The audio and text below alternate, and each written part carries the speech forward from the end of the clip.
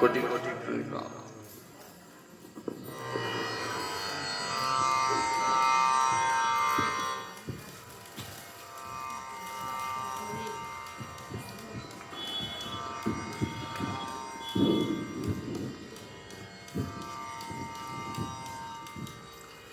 শাস্ত্রে একটি অপূর্ব কথা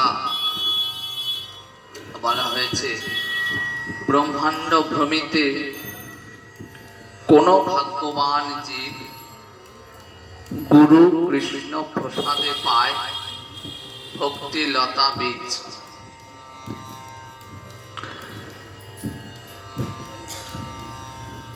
যারা যারা হরিকথার আসরে আসেন, হরি গুণগান শ্রবণে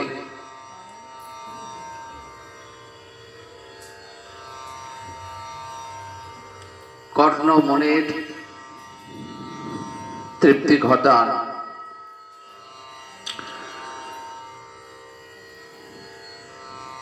ব্রহ্মাণ্ড ভ্রমিতে ভ্রমিতে তারা সেই সৌভাগ্যের অধিকারী বা অধিকারিণী। কেননা গোবিন্দের যে মায়া শক্তি কতবার যে কত কত জন্ম দিয়েছেন তার হিসাব আমরা কেউ জানি না।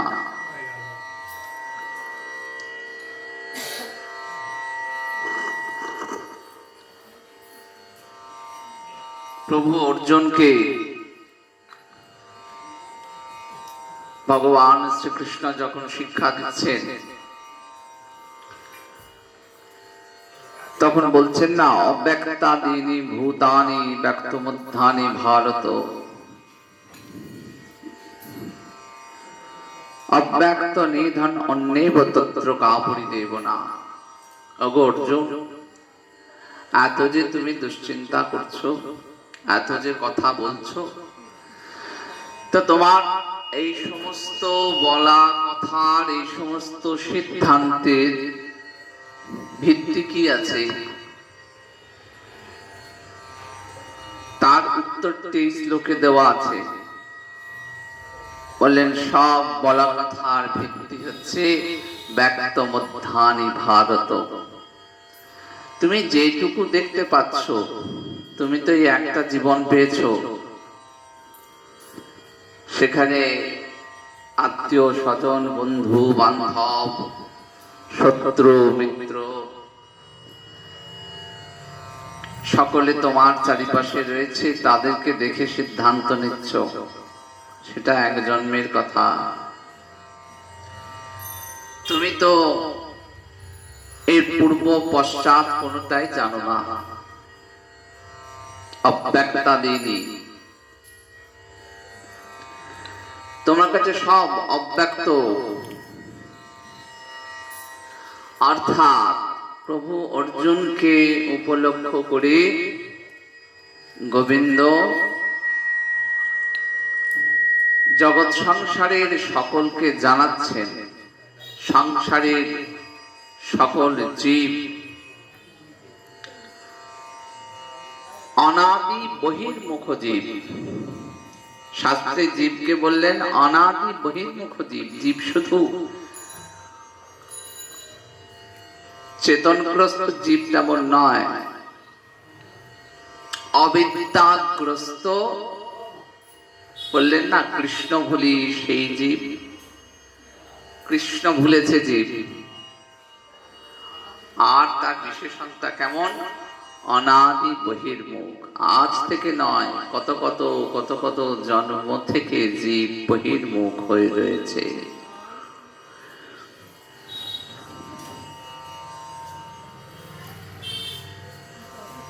কৃষ্ণ সূর্যের উল্টো পথে জীব হাঁটছে সুখের সন্ধানে। কেন?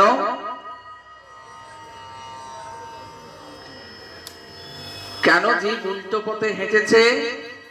এই যে বললেন ব্রহ্মাণ্ড ভ্রমিতে কোনো ভাগ্যবান জীব। ভাগ্য হয় নাই তাই জীব উল্টো পথে হাঁটছে। যেদিন সৌভাগ্য হয়েছে সেদিন তার কি হয়েছে? গুরু কৃষ্ণ প্রসাদ পায়।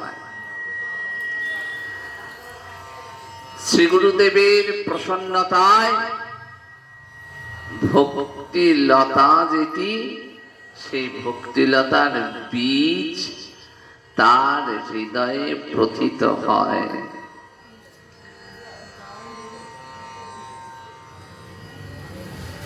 যে মনকে বশীভূত করা যায় না, যে ইন্দ্রিয়কে বশীভূত করা যায় না, সেই সকল কিছু এই ভক্তি দেবীর কৃপায় একেবারে বশীভূত হয়ে যায়। যদি বশীভূত হয়, তার সাহসটা কেমন হয়?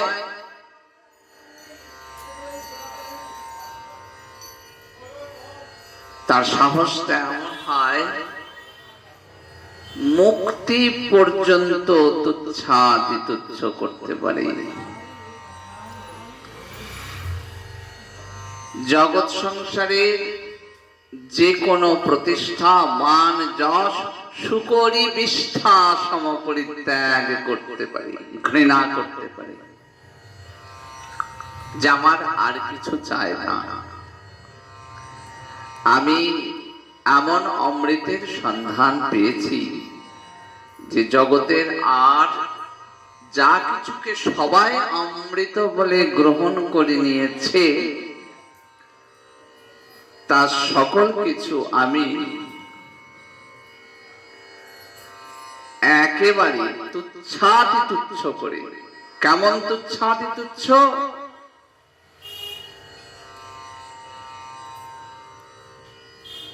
ভক্তি মুক্তি সিদ্ধিকামী সকলই অশান্ত। আর ভক্ত কেমন হন? এই সব কিছু গ্রহণই করেন না, পরিত্যাগ তো দূরের কথা, তারা তাকান না পর্যন্ত তারা শান্ত হয়ে যান। শাস্ত্রে তাই এই ভক্তিলতা বীজ যাদের অন্তরে প্রথিত হয়েছে, তাদের সম্পর্কে শাস্ত্র বললেন যে সংসারে একমাত্র শান্ত যদি কেউ থাকে, অর্থাৎ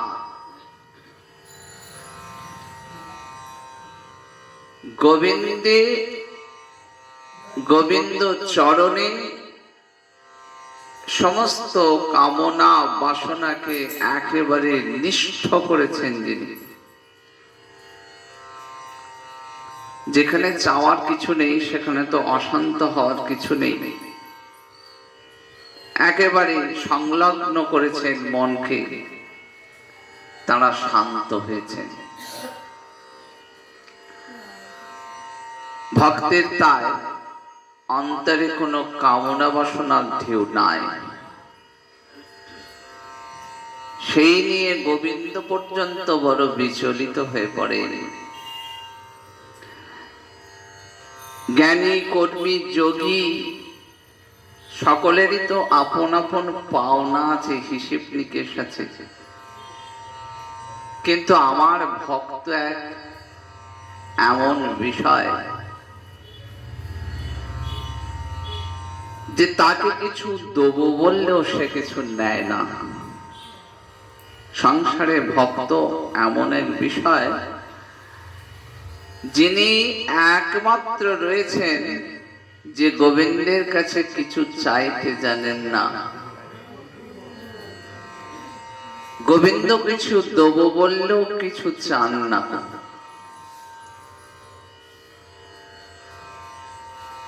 কি চান?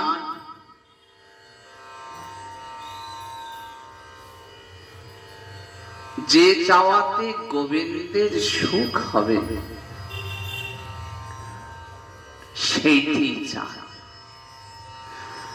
তোমারও গরবে গরবিনী হব, রূপসী তোমার রূপে সুখেই ভক্তের সুখ, তার গরবে ভক্তের গরব। আমার আবার রূপ কিসের, আমার আবার গরব কিসের? যা কিছু গরব, যা কিছু রূপ, যা কিছু সুখ, সব গোবিন্দে সমর্পিত হয়ে গেছে।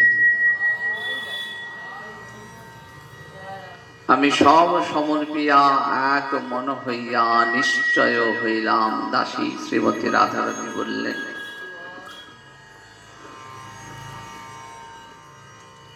আর আমার দেবার কিছু নেই, আর আমার বলে কিছু নেই, সব তোমার চরণে সমর্পিত হয়ে গেছে। আমি কৃষ্ণ পদদাসী, দেহ মোর সুখ রাশি। আমার সুখ কিসে? যে আমি তোমার হয়েছি, আমি কৃষ্ণ পদদাসী। এই কথা উচ্চারণে যে আনন্দ, এই কথা ভাবনায় যে আনন্দ, তার সমান সুখ আর কিছু নাই। কোটি ব্রহ্মানন্দের যে সুখ, এক বিন্দু কৃষ্ণ চিন্তার কাছে, গোবিন্দকে পাওয়ার আনন্দের কাছে তা কিছুই নয়। এমনটি ভক্তের ভাবনা। কিন্তু ভক্তের এত বড় পাওনা, এত বড় সাহসের অধিকার জন্মায় কোথায়? গুরু কৃষ্ণ প্রসাদ। শ্রীগুরু স্বরূপে ভগবান আসেন। কেমন করে আসেন? খুব সহজ করে একটি ঘটনা রয়েছে।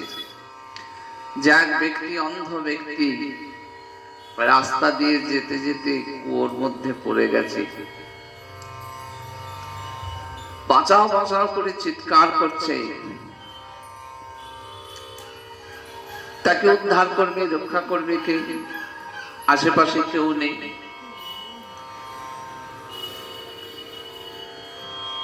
পথ দিয়ে রাজা যাচ্ছিলেন সে দেশে।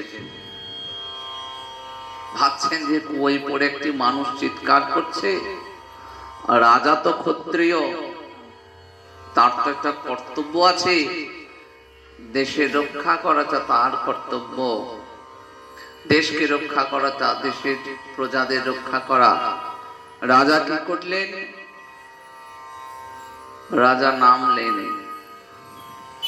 কিন্তু রাজা যখন নেমেছেন তখন আর রাজা হয়ে নামেননি, উদ্ধারকর্তা হয়ে নেমেছেন। তো সাধারণ বস্ত্র পরে নেমেছেন, নেমে উদ্ধার করে নিয়ে এসেছে। তখন যে উদ্ধার পেয়েছে জিজ্ঞাসা করছে, তুমি কে গো? পরিচয় জানতে পারলেন সে রাজা। ঠিক তেমনি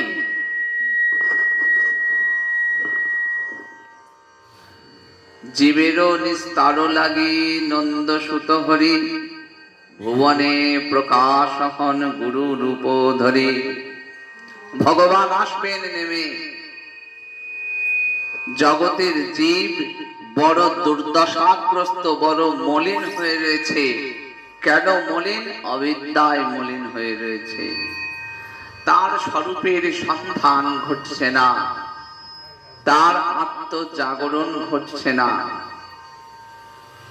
জীব ভাবছে আমি বোধহয় ভিখারির সন্তান, কিন্তু জীব যে রাজার সন্তান, এই বোধটি তার অন্তরে যাচ্ছে না। কে জাগাবে? একমাত্র গোবিন্দের কৃপার আলোকেই সেই বোধ জাগরণ সম্ভব হয়। জীবেরও নিস্তার লাগি নন্দ সুত হরি। নন্দের নন্দন যেই কৃষ্ণ, তিনি ভুবনে নেমে আসছেন জগতের জীবের হাতটা ধরবেন বলে। কিন্তু কেমন করে এসেছেন? রাজা হয়ে আসেননি। ওই সাধারণ ভাবে এসেছেন, সাধারণ মানুষের মতো, দেখে মনে হয় সাধারণ মানুষ।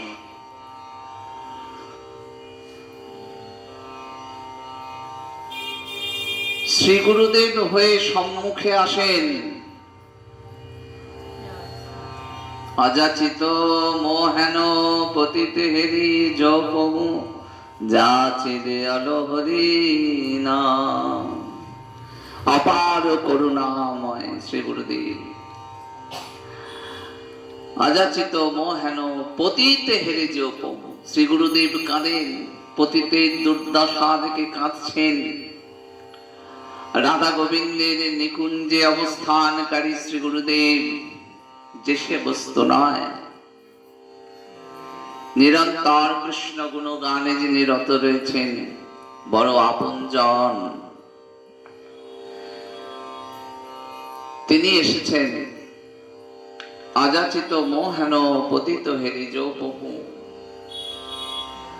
আমার মতো পতিতকে জাগাবেন বলে,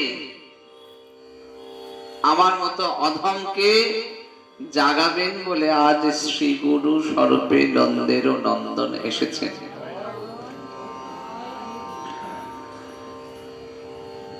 শাস্ত্র বললেন শ্রী গুরুদেব তাই যখন নির্বাচন করবেন তখন খুব সাবধান হয়ে নির্বাচন করতে হবে। গুরু নির্বাচনের পরে আর দ্বিতীয় কোনো কথা, কোনো সিদ্ধান্ত নেবার অবসর থাকবে না। তাই 1 বছর ধরে শিষ্য যেমন শ্রী গুরুদেবকে পরীক্ষা করেন যে তিনি আমায় উদ্ধার করতে পারবেন তো, আবার ঠিক তেমনি গুরুদেব অপেক্ষা করে থাকেন শিষ্য তার উপযুক্ত হবেন কিনা।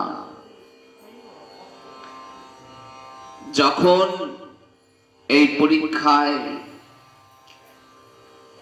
শিষ্য উত্তীর্ণ হন, তবেই তিনি শ্রী গুরুদেবের কাছে কি পান? ওই ভক্তিলতা বীজ পান। 8 অক্ষর 10 অক্ষর ভক্তিলতা বীজ শ্রী গুরুদেব ভক্তের কঠিন হৃদয়কে ওই পরীক্ষা করার সময় মাটিটাকে নরম করে দিয়েছেন। আর ওই নরম মাটিতে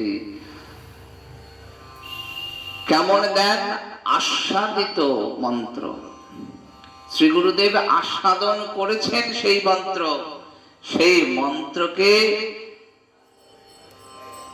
শিষ্যের কানের ভিতর দিয়া মরমে পশিল, মরমে প্রবেশ করিয়ে দেন। আর অন্তরকে জাগিয়ে তোলেন। জেগে উঠলে কি হয়? সেই বিরহের স্মরণ হয় যে ওগো গোবিন্দ, এতদিন আমি তোমায় ছেড়ে সব নিয়ে ভুলেছিলাম, আজ আমার শ্রী গুরুদেব নতুন জন্ম দিলেন। আমি জানলাম যে তুমি ছাড়া এ সংসারে আমার আর কেউ নেই। তোমায় ছেড়ে আমি এদেরকে নিয়ে ভুলেছিলাম। বিরহের আগুন তীব্র হয়ে ওঠে। শ্রী গুরুদেবের সেই অপার কৃপায় ভক্ত জানতে পারে যে সংসারের আসল বস্তুকে ছেড়ে আমি নকল বস্তুকে ধরেছি। আমি হিরে ছেড়ে কাচের পিছনে ছুটেছি। এ একমাত্র গুরু কৃপায় সম্ভব হয়। আর শ্রী গুরুদেব কি করেন?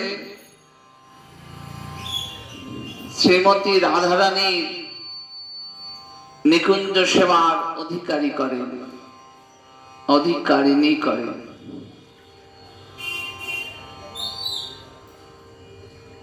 তিনি পৌঁছে দেন সেই নিগূঢ় নিকুঞ্জ লীলায়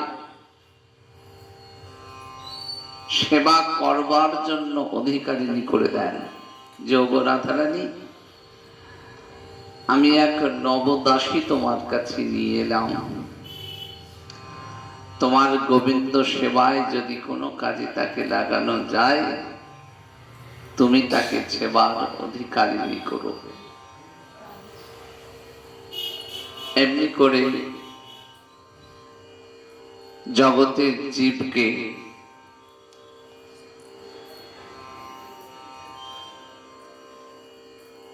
মুক্তির থেকে, যার সঙ্গে কোনো মুক্তির সঙ্গে তুলনায় হয় না, এমন এক বস্তুর সন্ধান দেন। আশ্রয় করিয়া বন্দ শ্রী গুরু চরণ, যা হইতে মিলে রে ভাই কৃষ্ণ প্রেম ধন। এক বস্তুর সন্ধান দেন, যেটি কৃষ্ণ প্রেম ধন। কৃষ্ণ প্রেম লাভ হয়, কৃষ্ণ লাভ বড় কথা নয়, কৃষ্ণ প্রেম লাভ বড় কথা। যে প্রেমে কৃষ্ণকে পেলে কৃষ্ণকে বশীভূত তো করা যাবে না, সে শক্তি নাই, কিন্তু কৃষ্ণ প্রেম লাভ হলে কৃষ্ণ বশীভূত হবে। আর কৃষ্ণ বশীভূত হলে আর কি পাওয়ার থাকতে পারে জগতের জীবের? সেই কৃষ্ণ প্রেম লাভ হয় শ্রী গুরু চরণ আশ্রয়ে, শ্রী গুরু চরণের, শ্রী গুরুদেবের আনুগত্যে যদি ভজন হয়। ভজন এমনিও হয়, কিন্তু আনুগত্যে যখন ভজন হয় তখন ওই কৃষ্ণ প্রেম লাভটা একটু দ্রুত হয়ে যায়। যা লাভ করতে কবে পাওয়া যেত কোনো অনিশ্চিত হয়ে যায় সময়টা, সেই সময়টা শ্রী গুরুদেবের যদি আনুগত্যে ভজন হয় অতি দ্রুত সেটি লাভ হয়। সেই জন্য শাস্ত্র বারবার বলছেন, আশ্রয় করিয়া বন্দ শ্রী গুরু চরণ, যাহা হইতে মিলে রে ভাই কৃষ্ণ প্রেম ধন। সেই শ্রী গুরুদেবের মর্ত বুদ্ধি রাখা যাবে না। গুরুদেব অপ্রাকৃত বস্তু। শ্রী গুরুদেব নির্বাচনের পূর্বে যা কিছু যাচাই করে নিন, শ্রী গুরুদেব নির্বাচনের পরে আর কোনো প্রশ্ন করা যাবে না। নির্বিচারে বৈষ্ণব জনেরা দেখিয়েছেন, নরোত্তম দাস ঠাকুর কত সাধন করে শ্রী গুরুদেবকে পেয়েছেন, কত আদরের ধন। গুরুদেব পরীক্ষা করছেন নরোত্তম দাস ঠাকুরকে, আর নরোত্তম দাস ঠাকুর পাবার জন্য আকুলি বিকুলি করছেন।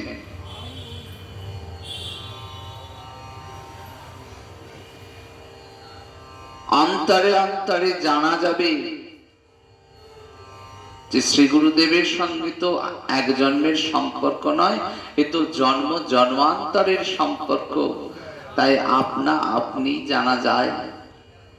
নরোত্তম দাস ঠাকুর তাকে দীক্ষা দেবেন না লোকনাথ প্রভু, কিন্তু দেখুন পরীক্ষা করতে গিয়ে জানতে পারলেন যে প্রভু নরোত্তম যে সে বস্তু নয়, শ্রীমতী রাধারানীর বড় অন্তরঙ্গ জন। তাই তখন তিনি কৃপা করলেন। সেই নরোত্তম দাস ঠাকুর বৈষ্ণব সমাজের আচার্য স্বরূপ। তিনি তাই অত্যন্ত সাবধান করেছেন যে যদি ভক্তিপথ আশ্রয় করতে হয়, ভক্তিপথ অবলম্বন করতে হয়, জ্ঞান কর্ম যোগ এ সকল কিছু বিষের ভাণ্ডের মতো পরিত্যাগ করতে হবে। চারিদিকে ছুটে বেড়ালে চলবে না, আর কোনো কথা কর্ণে প্রবেশ করালে চলবে না।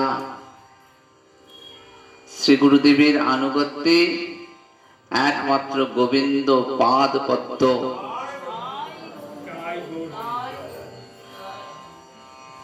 আন কথা শোনা যাবে না, আন কথা বলা যাবে না, হরি গুণ গান ছাড়া আর কোনো কিছু বলা যাবে না। এমনি করে নরোত্তম দাস ঠাকুর জগতের জীবকে পথ করে দিয়েছেন, পথ দেখিয়ে দিয়েছেন। নিতাই চাঁদ আমার জগৎগুরু, নিতাই চাঁদের কৃপা ভিন্ন গৌরহরিকে পাওয়া যায় না, গুরুদেবের কৃপা ভিন্ন নিতাই চাঁদকে পাওয়া যাবে না, নিতাই চাঁদের কৃপা ভিন্ন গৌরহরিকে পাওয়া যাবে না, গৌরহরির কৃপা ভিন্ন রাধা মাধবের যুগল চরণ পাওয়া যাবে না। এই ক্রমে গোবিন্দ ভজনা করতে হয়। যখন শ্রী গুরুদেবের আশ্রয়ে ভজনা শুরু হয়, শ্রী গুরুদেব এই সকল কথা, এই গূঢ় কথা, এই গূঢ় তাৎপর্য সকল কিছু জানান দেন। বাবার কাছে আমরা একটু সকলে কীর্তন আস্বাদন করব, সকলে মিলে কীর্তন শুনবো। জয় রাধে, জয় নিতাই গৌর। আষাঢ়ী পূর্ণিমা, একে ব্যাস পূর্ণিমা বা গুরু পূর্ণিমা বলে। এই দিনটিতে জগৎগুরু ব্যাসদেব জন্মগ্রহণ করেছিলেন। ব্যাসদেব কে ছিলেন? পরাশর ঋষির পুত্র। মায়ের নাম ছিল সত্যবতী, মা ছিলেন দাসকন্যা সত্যবতী।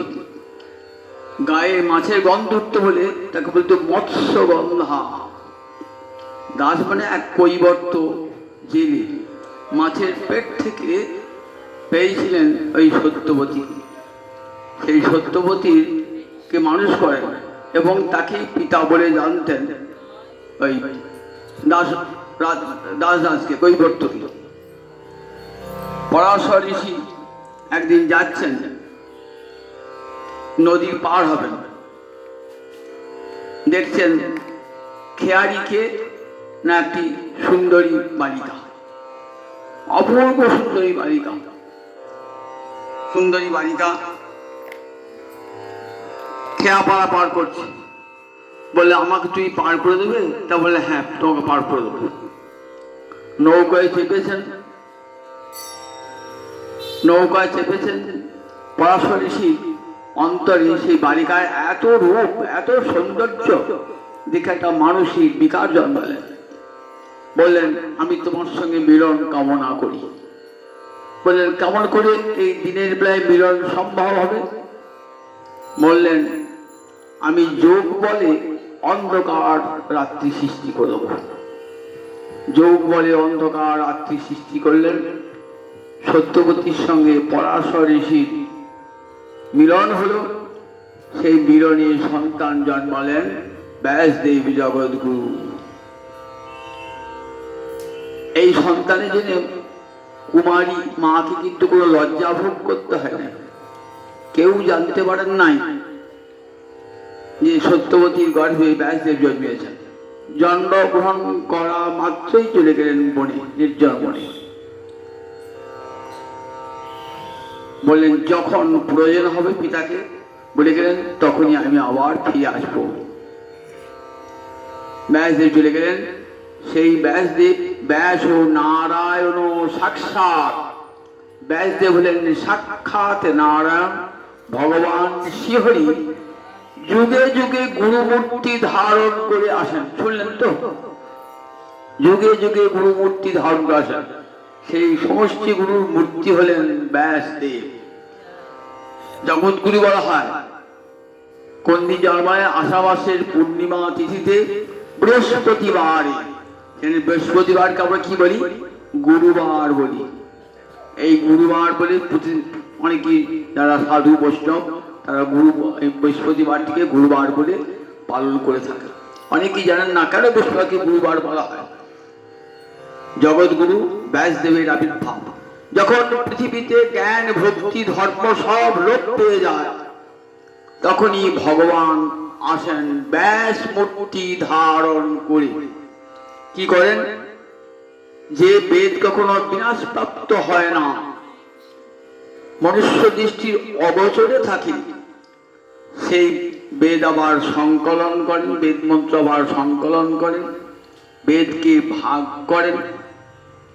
বেদান্তাদি দর্শন এবং পুরাণাদি রচনা করেন, যেগুলি শুনতে শুনতে পড়তে পড়তে আবার জীবের কৃষ্ণ ভক্তি জাগ্রত হবে হৃদয় হতে। এটাই তো গুরুদেবের কাজ, শিষ্যের অন্তরে কৃষ্ণ ভক্তি জাগ্রত করে দেওয়া। সবার হৃদয়ে কৃষ্ণ ভক্তি আছে, কিন্তু চাপা পড়ে আছে। মাটির নিচে কত সোনা দানা রয়েছে, তাই বসুন্ধরাকে কি বলা হয়, রত্নগর্ভা। কিন্তু কোন জায়গায় খুললে সোনাটা পাওয়া যাবে সেটা কিন্তু সবাই জানেন না। সেটা জানেন একমাত্র যারা মৃৎ বিশেষজ্ঞ, তারা মাটি শুকে বলতে পারেন, মাটি থেকে বলতে পারেন এইখানে খনি আছে। গুরুদেব ঠিক তেমনি জীবের এখানে হৃদয়ে যেখানে কৃষ্ণ ভক্তি আছে, সেই কৃষ্ণ ভক্তি জাগাবেন কেমন করে? এই কর্ণে কৃষ্ণ মন্ত্র দান করে জীবের হৃদয়ে যেখানে গুপ্ত আছে কৃষ্ণ ভক্তি, সেই কৃষ্ণ ভক্তিকে জাগ্রত করে দেন। যে আমি তো মায়ার দাস নই, আমি যুগে যুগে কৃষ্ণ চরণের দাস। রাধা পদ সুধা রাশি সে পদে করিলা দাসী, গোড়া পদে বাঁধি দিলাছি তো।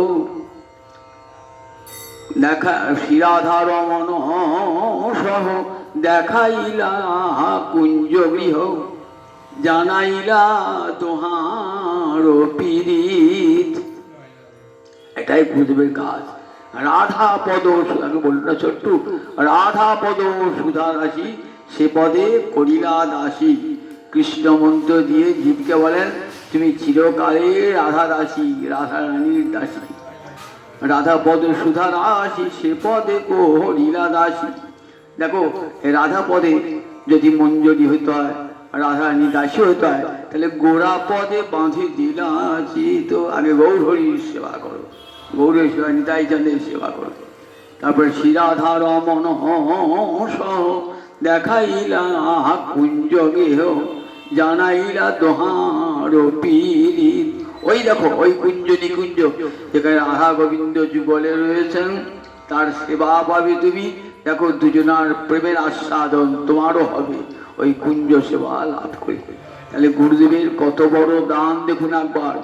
সেই দানটি দেওয়ার জন্য আগামীকাল সবাই ঘরে ঘরে ব্যাস পূজা করবেন, আপন আপন গুরুদেবের সেবা করবেন। তো বললেন ছোট্ট বললো না যে গুরু দীক্ষা দেবার আগে গুরুর বিচার হবে, তারপর আমার গুরুটা ভালো না, আমার গুরু তোমার গুরু ভালো, এসব বিচার চলে না। গঙ্গা বয়ে চলেছে তো, সব ঘাটে যে ঘাটে চান করুন না কেন, আজই গঙ্গা তো। আমি যেমন দেবরাজ ঘাটে চান করছি, ও বলে তুমি ছেড়াখালি ঘাটে চান করতো, আমি দেবরাজ ঘাটে চান করি, বাজার ঘাটে চান করি, আমি ওই কালীঘাটে চান করি, গোয়ালপাড়া ঘাটে চান করি। বলেন দেখো ওই ছেড়াখালি ঘাটি করো আর ওই দেবরাজ ঘাটি করো, সব ঘাটি গঙ্গা কিন্তু একই বয়ে চলেছে। কাজে কখনো গুরু নিন্দা কখনো করবেন না। গুরু সবসময় যার যা গুরু সেই গুরু তার কাছে প্রেরণাস্পদ, সমস্ত ভালোবাসা সেই গুরুকে নিবেদন করবেন। আপনি জানবেন জগৎগুরু ব্যাসী ভিন্ন ভিন্ন মূর্তি ধারণ করে এসেছেন জীবকে কৃপা করবার জন্য। কাজী ভগবান শ্রীহরি গুরু জীবের নিস্তার লাগি নন্দ সুত হরি, ভুবনে প্রকাশ হানে গুরু রূপ ধরি। গুরু রূপ ধারণ করে এসেছেন, তাই সেই গুরু মূর্তি পূজা গুরুর কাছে আমরা চিরকাল কৃতজ্ঞ, চিরকাল কৃতজ্ঞ। গুরু কৃপা না করলে পরে কৃষ্ণ চিনতাম, রাধারানী চিনতাম, গৌরকে জানতাম, রাধা নিতাইকে জানতাম। গৌর হরি কৃপা এত যা মঙ্গলের পথ, কল্যাণের পথ, এটা দেখা তো পিতার কর্তব্য। গুরুদেব সেই পথ কথাই দেখিয়ে দেবেন। দেখো কোন পথে গেলে তোমার চির মঙ্গল লাভ হবে। যা নিজের বীজপ্রদ পিতা গর্ভধারী মাতাও করতে পারেন না, সেটাই গুরুদেব করে। সেই যে গুরুদেব সকল পিতা মাতার মতো গুরু, তার চেয়েও বড়। বলছেন ব্রহ্মদো গরিয়ান পিতা, যিনি ব্রহ্মবিদ্যা দান করেছেন, মঙ্গলের পথ দেখিয়েছেন, সেই গুরুদেবের চরণে কোটি কোটি প্রণাম। তিনি ব্রহ্মা, তিনি বিষ্ণু, তিনি মহেশ্বর। আগামীকাল আজ সামান্য একটা কীর্তন রাধারানীর মহিমা জানি একটা কীর্তন করি। বহুদিন কীর্তনের সুযোগ পড়ে না, অনেকে বলেন একটি কীর্তন শুনতে ইচ্ছা। যাই হোক আমার এই গলাটি করি আমি কীর্তন। একদিন গোবিন্দ রাধারানীকে নির্জনে পেয়েছেন, রাধানী গোবিন্দ তার নিজের ভালোবাসার কথা গোবিন্দকে বলতে পারেন না, আবার রাধানীও নিজের ভালোবাসার কথা গোবিন্দকে বলতে পারেন না। যখন নির্জন পান কেউ থাকে না, খুব সুখী মঞ্জে থাকে, তখন গোবিন্দ রাধানীর কাছে নিবেদন করেন নিজের প্রেমের বার্তা। রাধানীকে দর্শন করে কি বলছেন, নির্জনে রাধানীকে পেয়ে নির্জন যেখানে পুষ্পের পুষ্পোদ্যান, রাধানী সখীগণ সঙ্গে পুষ্পোদ্যান করছেন, পুষ্পচয়ন করছেন, রাধানীর কাছে এসেছেন। তখন গোবিন্দ কি বলছেন দেখুন, শুনো শুনো ভানুবালা বিনোদিনী রায়, শোনো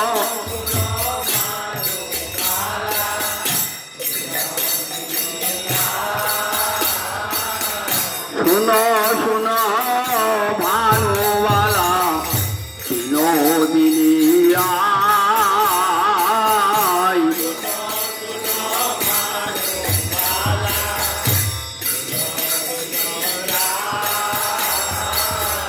তোমা বিনা এ সংসারে আমার আর কেহ নাই,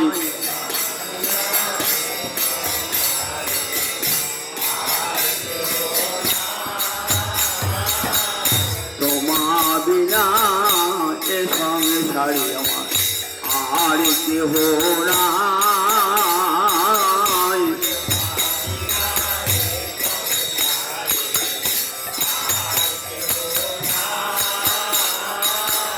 তোমার আর কে আছে এক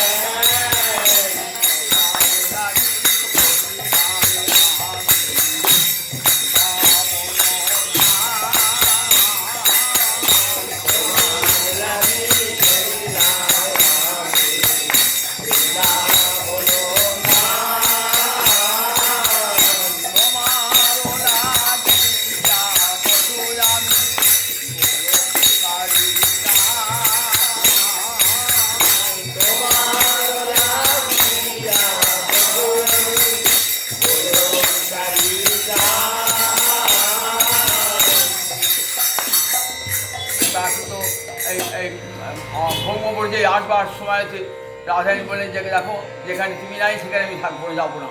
তখন গোবিন্দ বললেন দেখো তুমি গেলে আমি সেখানে যাব, কোনো চিন্তা নাই, তুমি গেলে আমি তাই তোমার জন্য বৃন্দাবন ধাম ত্যাগ করলাম। আবার তুমি আসবে বলে তোমারও লাগে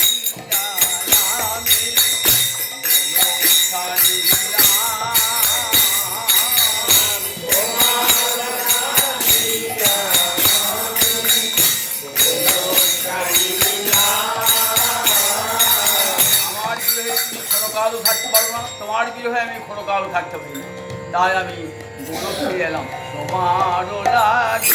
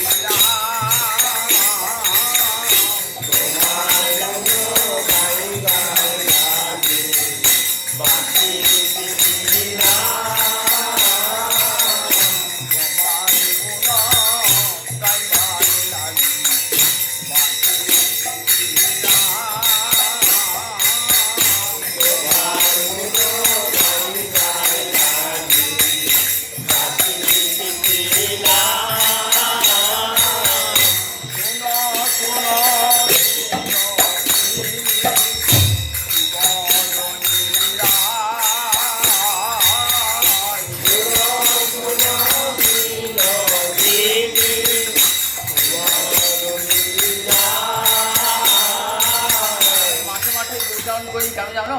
শুনো শুনো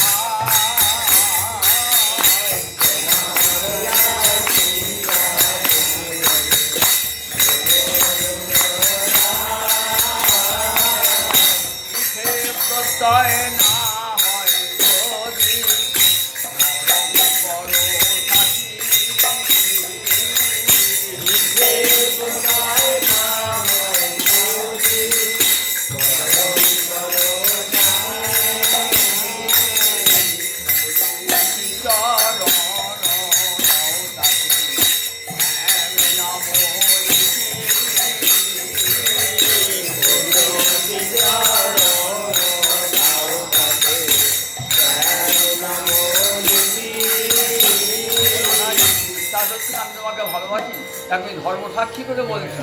দেখো এত বিশ্বাসী না হয় দুটি চরণ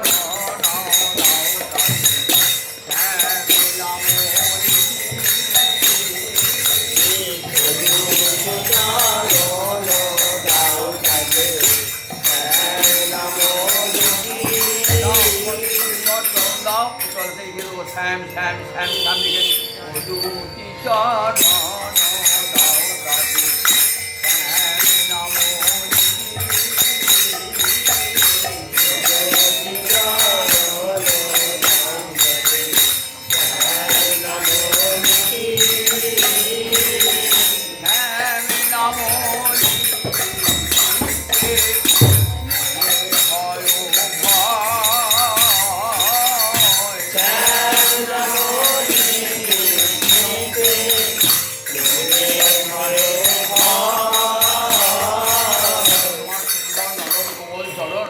যখন নাম লিখবো আসর কাটতে হবে তো, চরণে লাগবে তো, তাই দেখো শ্যাম নাম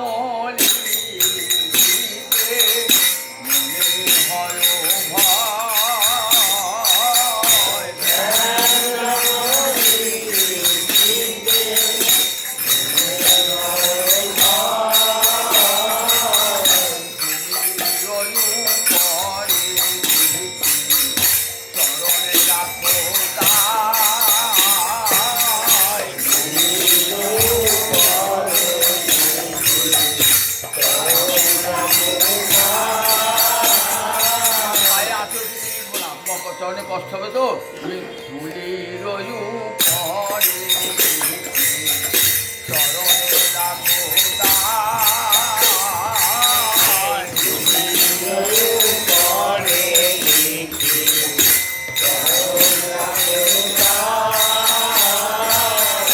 গোবিন্দ দাঁড়িয়া কহে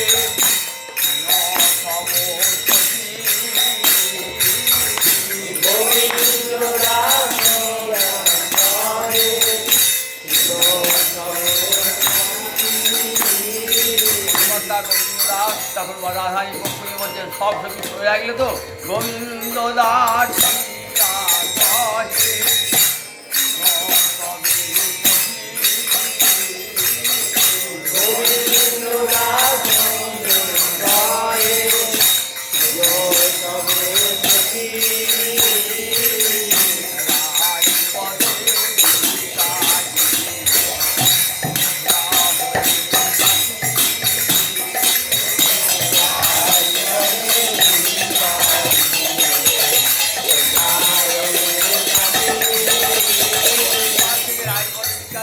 তোমরা সাক্ষী হয়েছে রাই পদে